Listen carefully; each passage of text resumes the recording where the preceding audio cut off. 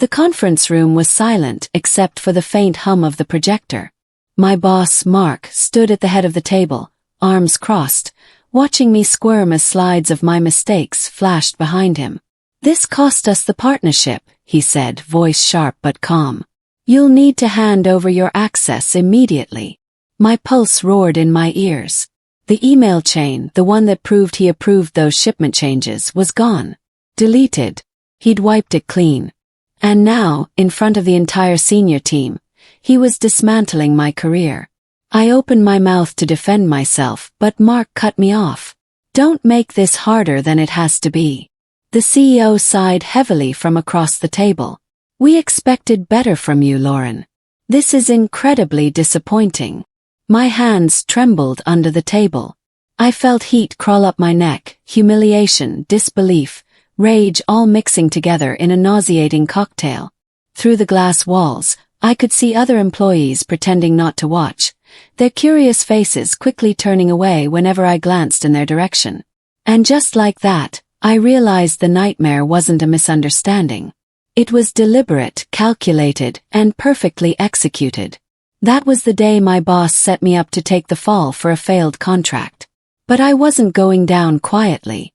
Because 3 weeks later, the client exposed the real emails, and everything Mark had built came crashing down around him. My name is Lauren Brooks. I was the senior account manager at Harbridge & Company, one of the most competitive logistics firms in Chicago. We handled supply chain operations for tech companies, manufacturers, and international retailers. The work was demanding, the hours brutal, but I loved the challenge of solving complex problems. I wasn't the loudest person in the office, but I got results. The kind of results that made my boss look good at quarterly meetings, until my work started outshining his. For 3 years, I'd been the person everyone called when things needed fixing. I worked weekends without complaint, answered client emails at midnight, and turned struggling accounts into success stories that executives bragged about. Mark took credit at every opportunity, and I told myself that was just how corporate America worked. Pay your dues, keep your head down, and eventually you'd get recognized. I was wrong about that. The moment I stopped being useful and started being threatening, everything changed. It was subtle at first, so subtle I convinced myself I was being paranoid.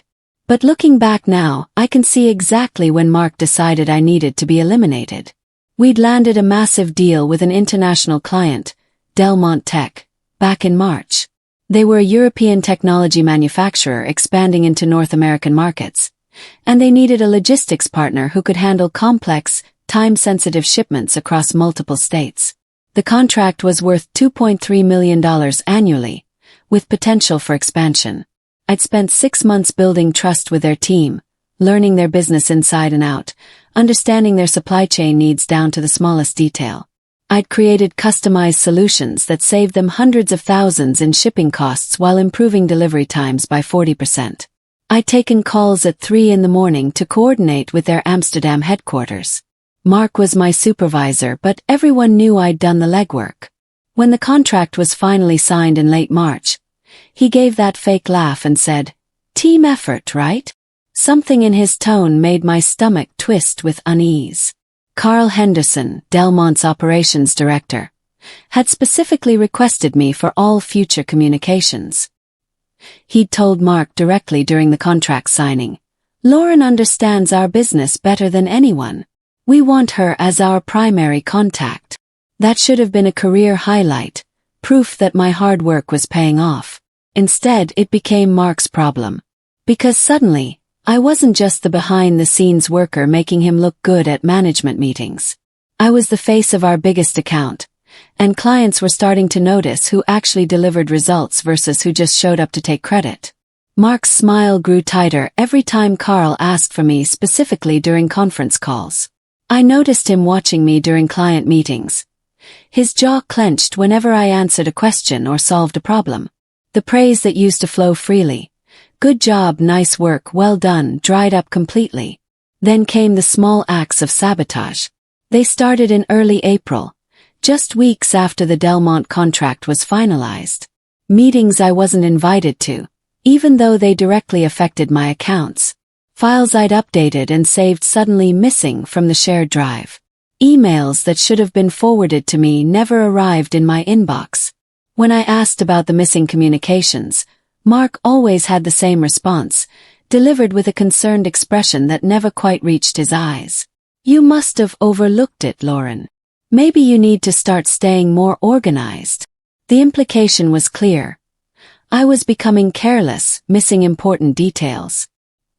He was building a narrative of incompetence, laying groundwork for something I couldn't yet see coming. In mid-April, I showed up to a major client strategy session only to find the conference room empty. Confused, I checked my calendar. The meeting was definitely scheduled for 2 p.m. I called Mark's extension. "Oh, didn't you get my email?"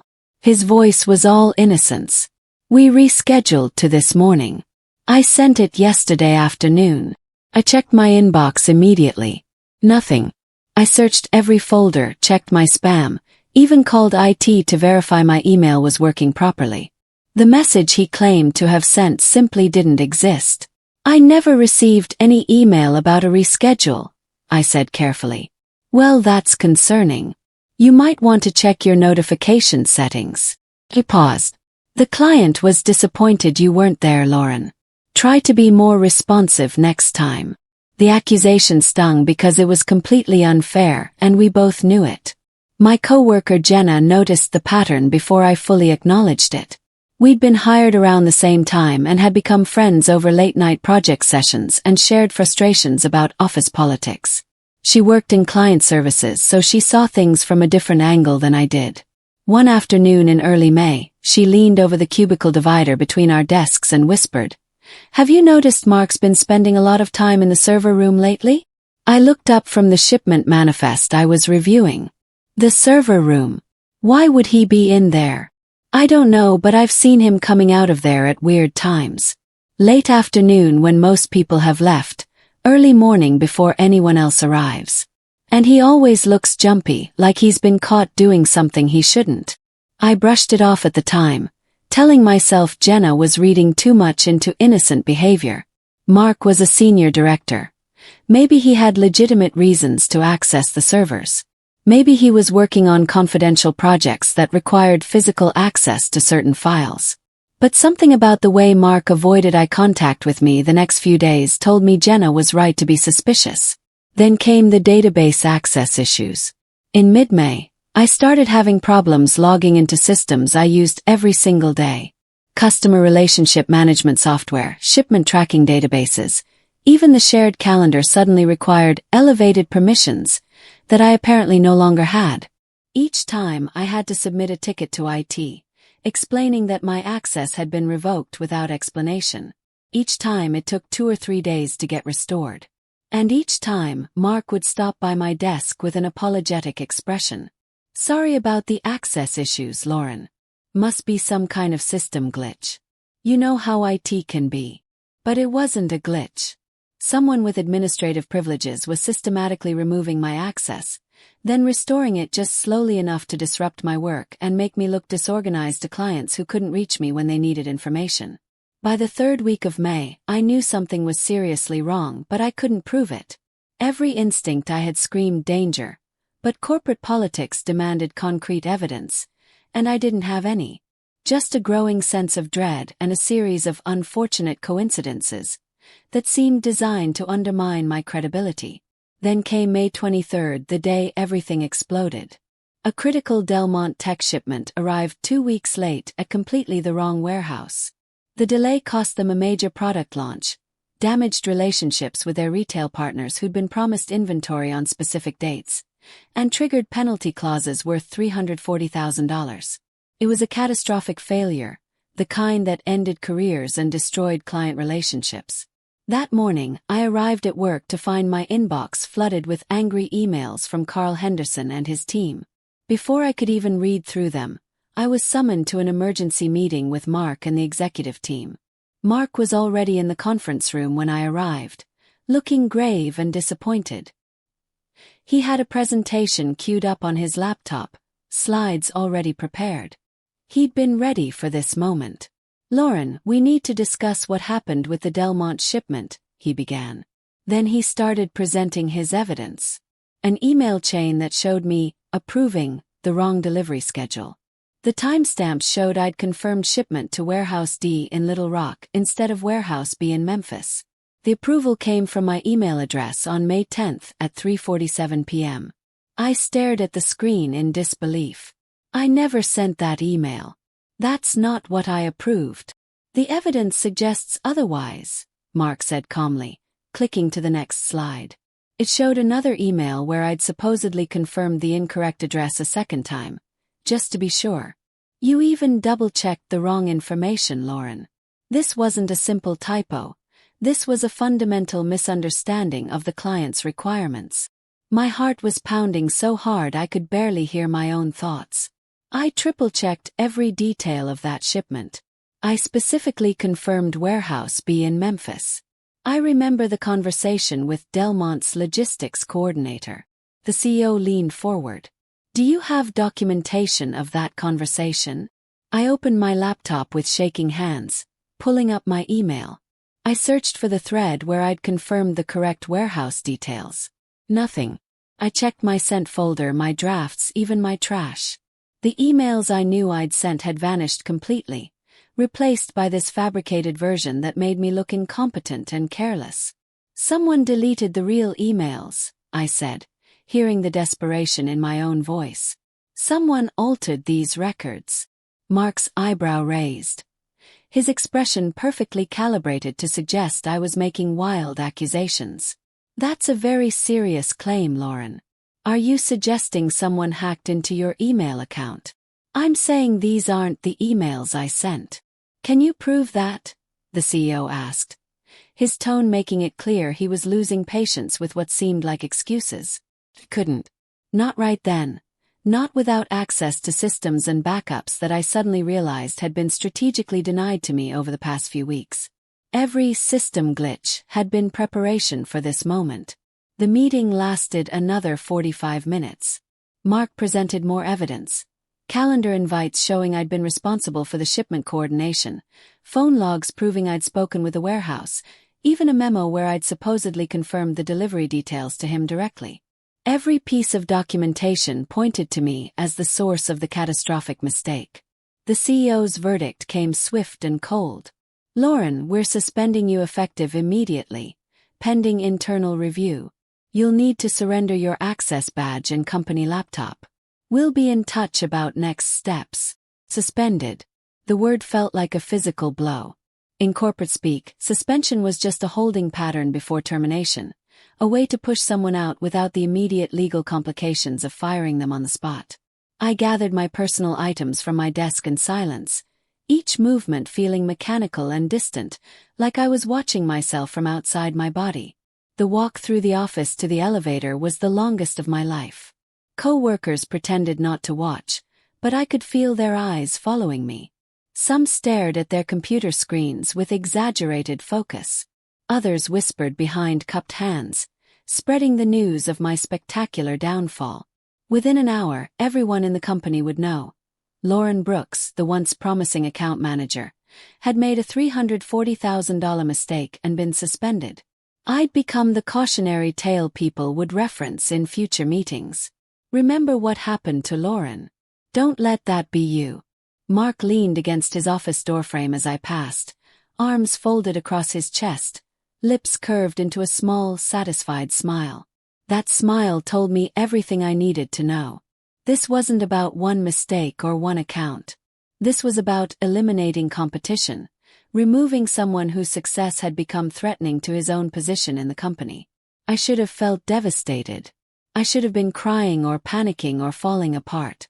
But instead, as I stepped into the elevator and the doors closed on Mark's smug face, something inside me shifted from shock to cold, calculating anger. I didn't scream. I didn't plead. I went home, sat on my couch and opened my laptop. I started documenting everything. Every chat log I could still access from my personal devices.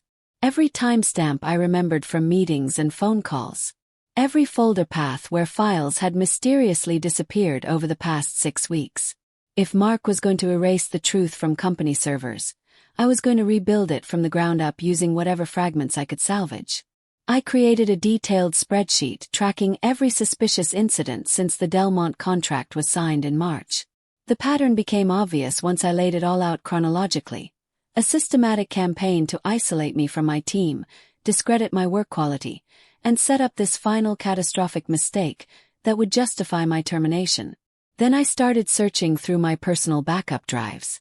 I'd always been obsessive about saving important documents to my home computer, a habit formed after a previous job where I'd lost weeks of work to a server crash. My paranoia about data loss was about to pay off in ways I never expected. Buried deep in an old backup folder dated May 11th, I found something that made my blood run cold. A draft email, supposedly sent from my work account at 2:14 a.m., confirming the wrong warehouse address to Delmont's logistics team. Except I hadn't been awake at 2:14 in the morning on May 11th. I'd been asleep in my apartment, my work laptop sitting powered off on my kitchen table.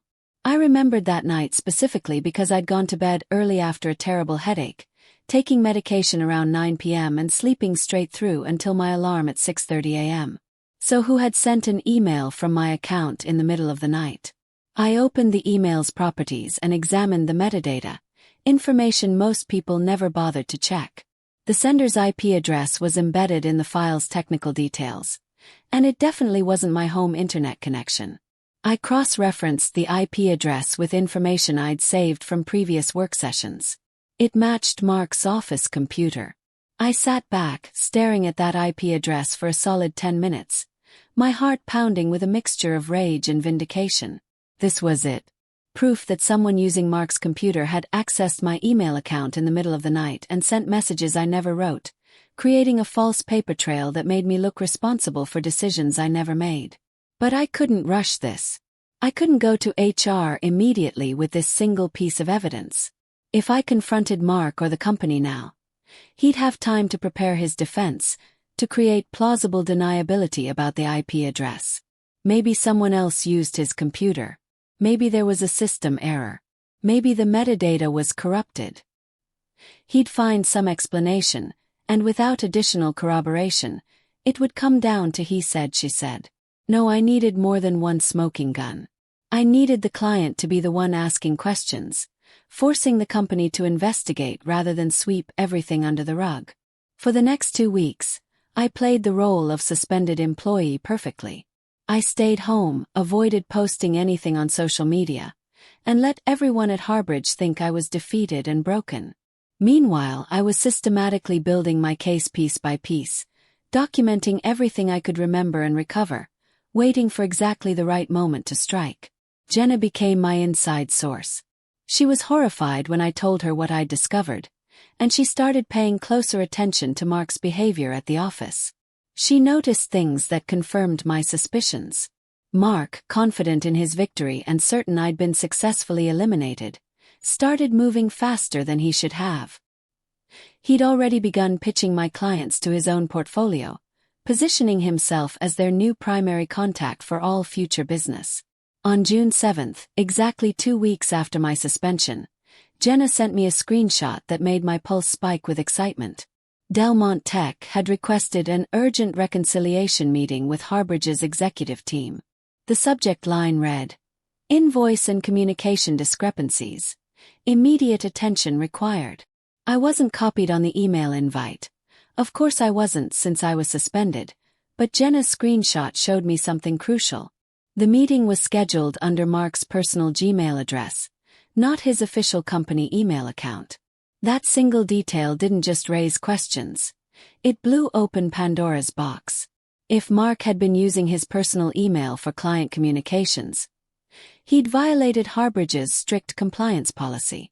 Every client interaction was supposed to go through company servers for record-keeping, legal protection, and regulatory compliance. Using personal email for business communications was grounds for immediate termination, a policy that had been drilled into every employee during onboarding. And if Delmont Tech had been communicating with Mark's Gmail account, they still had those records. Records that lived on Google's servers, completely outside of Harbridge's IT infrastructure. Records that Mark couldn't access, alter, or delete no matter how much administrative privilege he had on company systems. I grabbed my phone and did something risky. I called Carl Henderson directly on his personal cell. "Carl, it's Lauren Brooks. I know I'm not supposed to contact you directly, but I think you should know something before your meeting with Harbridge." Carl's voice was cautious but curious. "Lauren, I wondered what happened to you. Mark said you'd left the company suddenly. I was suspended for allegedly causing the shipment failure. But Carl, I didn't make those mistakes. Someone altered the email records to make it look like I approved the wrong warehouse." I took a deep breath. "I think you should review all email communications from the past 2 months very carefully. Compare the timestamps and details with what Harbridge's official records show." I explained my theory carefully, not directly accusing Mark of fraud, just suggesting that Carl look closely at the evidence before accepting Harbridge's version of events. "There might be significant discrepancies between what you have in your email archives and what the company claims happened," I said. "Especially around the shipment approval dates and the communication chain that led to the warehouse error." Carl was quiet for a long moment. I could hear him thinking, processing what I'd told him. "Lauren, I always trusted you. You were meticulous about everything. This whole situation felt wrong to me from the start. Let me look into this very carefully." 2 days later, on June 9th, the reconciliation meeting happened. I wasn't invited naturally, but Jenna had been asked to sit in and take notes since the discussion involved detailed logistics information. She'd positioned herself strategically in the conference room, her laptop recording audio while she typed.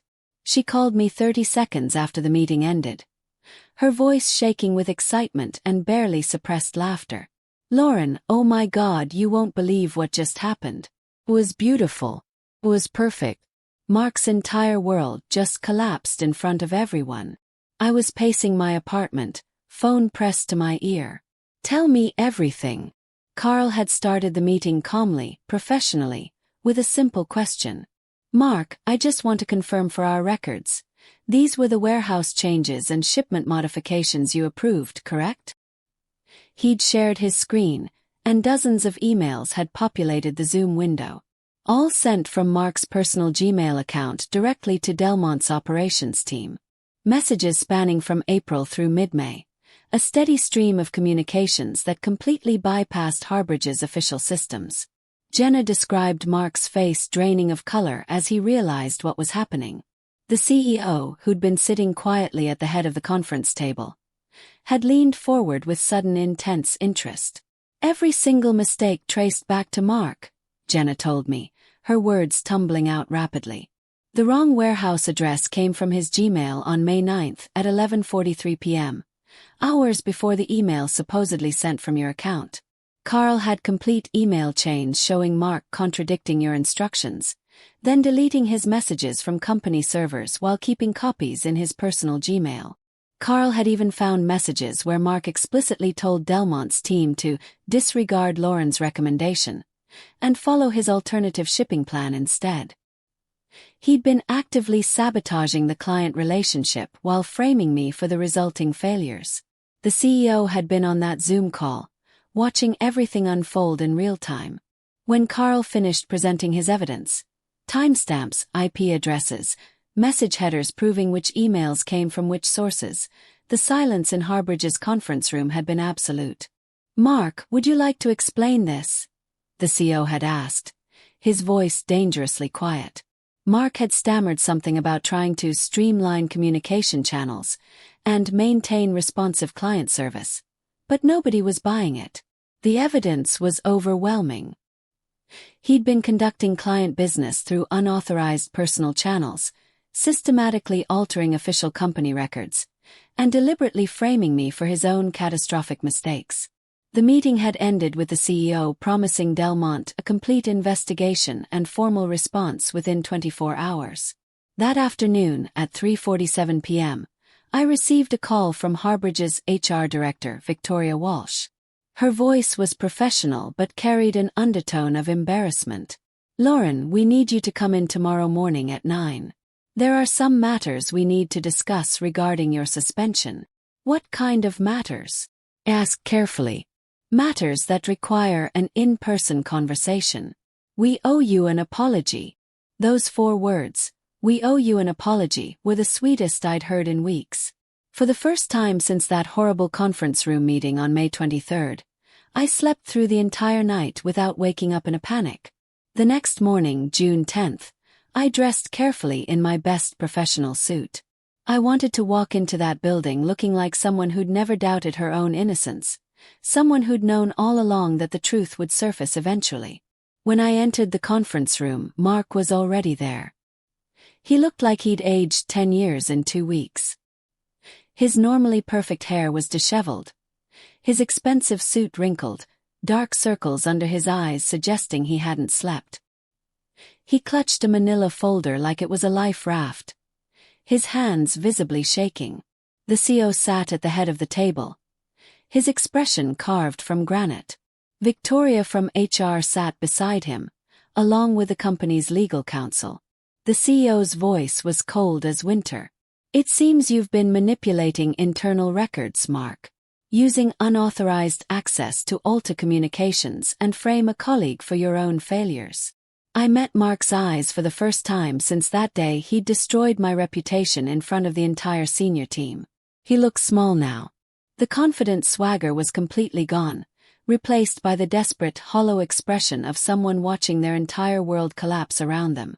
The CEO turned to me, his tone shifting to something almost apologetic. "Lauren, we owe you a significant apology.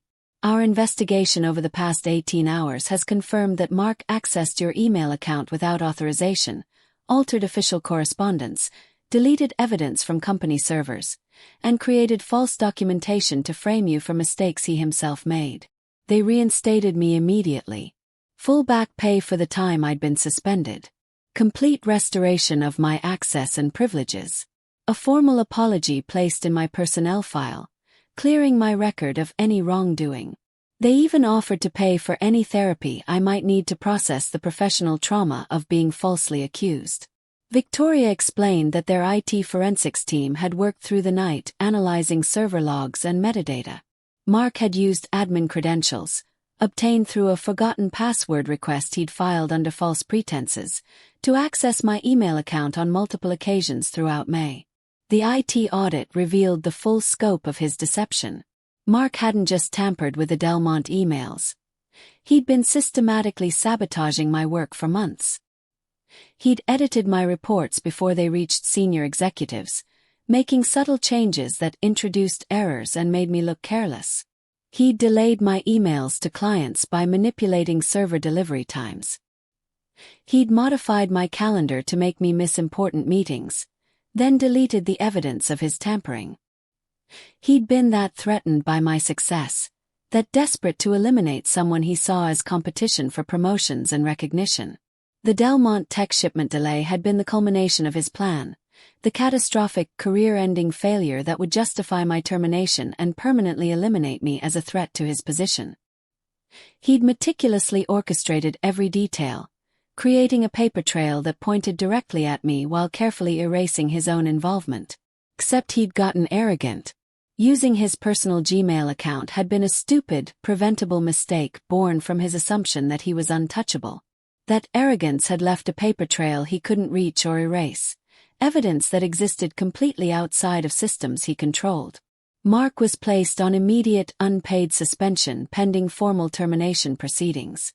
The company's legal team was reviewing whether his actions constituted fraud or breach of fiduciary duty that might warrant criminal charges. Word spread through Harbridge faster than a wildfire.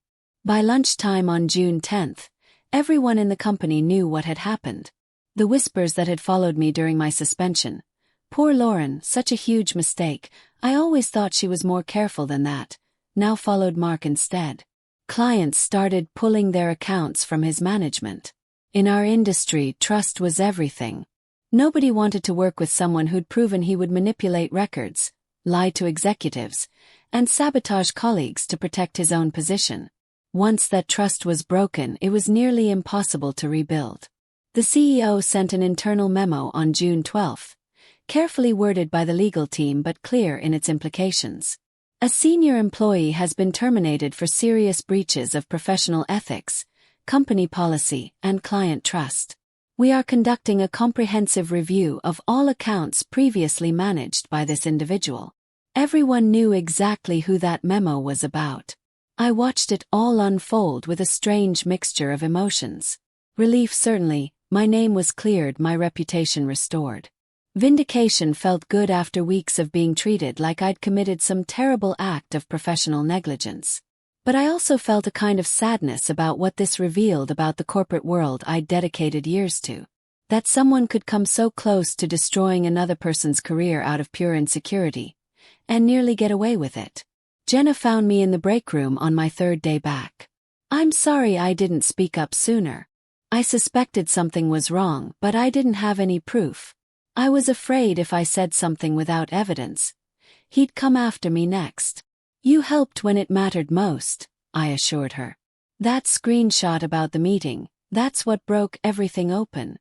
Without that, I might never have known the timing was perfect to call Carl. 2 weeks after my reinstatement, on June 23rd, I received a formal email from the CEO. Mark had been terminated effective immediately.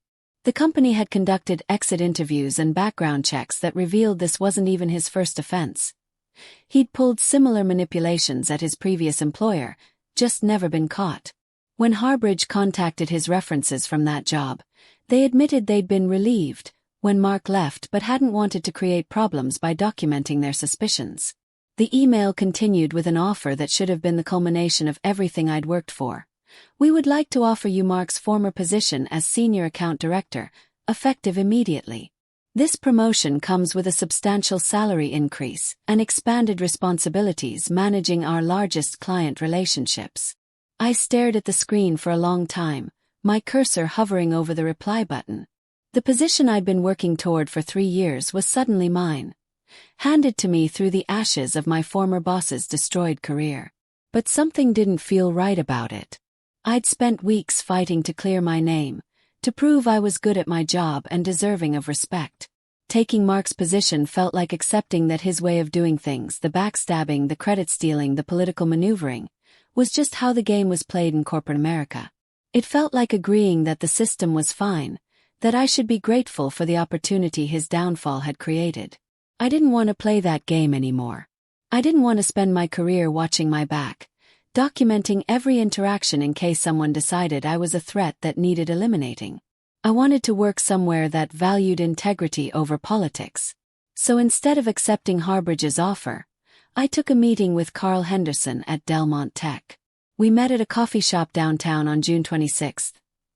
Carl ordered us both espresso and got straight to business, the way I appreciated. We've been incredibly impressed with how professionally you handled everything, Lauren. The integrity you showed, refusing to throw around accusations without proof, trusting that the truth would surface eventually. That's exactly the kind of person we want representing our company. I set down my cup carefully. What exactly are you offering, Carl? Director of Client Operations. You'd work directly with our executive team, managing relationships with our top-tier vendors and partners across North America and Europe. Full autonomy over your accounts. No middle management filtering your decisions or taking credit for your work. The salary he quoted made my breath catch. It was 30% more than my current pay at Harbridge, not counting performance bonuses that could add another 20% annually. And here's the important part, Carl continued, leaning forward with genuine enthusiasm. You'd be building something new. Our operations division is expanding into the Asian markets next year.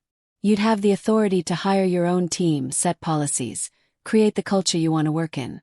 No toxic politics, no credit stealing, just good people doing excellent work. I accepted on the spot. That evening, I drafted my resignation letter to Harbridge.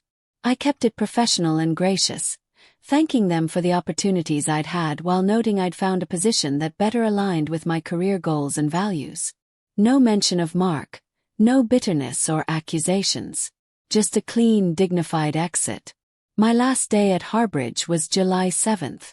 I packed up my desk quietly. Framed photos, awards I'd earned. The coffee mug Jenna had given me last Christmas with "World's Most Organized Account Manager" printed on it. 3 years of my professional life fit into 2 modest cardboard boxes. As I carried them toward the elevator for the last time, I passed Mark in the lobby.